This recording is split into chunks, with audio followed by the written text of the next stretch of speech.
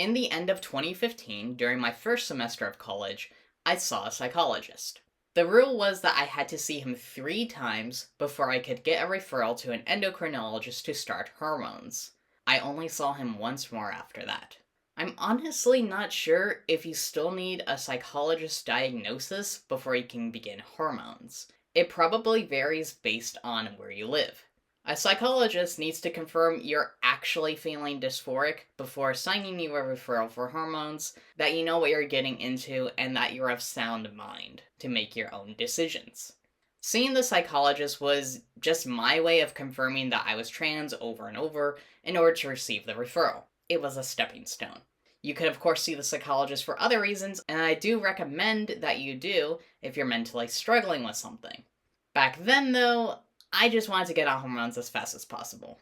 For each session I had, I brought in a different family member to basically confirm that I was always a guy. I recommend doing this to validate your identity fast, especially if you're trying to get on hormones quickly. The first session, my sister went in, backing me up as always being male and knowing about it since playing that game in elementary school. The second session was with my dad, who verified me as his son growing up.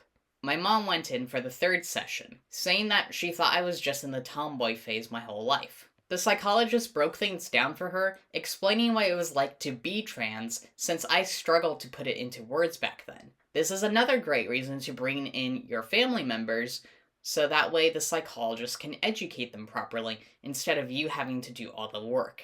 Everyone began using he/him pronouns for me, and calling me Sam. It was the most difficult for my mom, who was pretty against me being trans in the beginning. After seeing the psychologist 3 times, I got the referral to the endocrinologist and pretty much moved on. I do regret this, as I later found out he had passed away, and I wished I had thanked him properly for getting my gender journey started, and also recommending that I take martial arts classes. He truly changed my life for the better. So he told me that as a transgender person, and a short man, I should learn to defend myself. Doing martial arts has hugely changed my life for the better, allowing me to grow so much as a person, overcome my anxiety by learning to be confident, learn how to cope with my autism as I communicated better and learned to socialize, and keep me healthy in body and mind.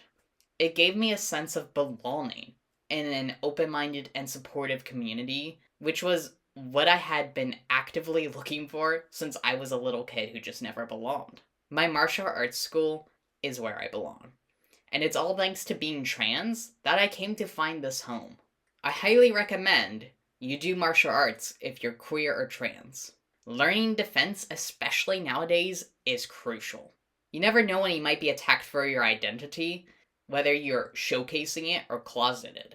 There are many types of martial arts too, so just try it out. It doesn't have to become your life purpose. Just pick it up as a fun hobby. Exercising is fantastic for mental health as well as physical, and I really can't recommend exercising enough after facing health issues when I had stopped exercising for a bit. More on that later.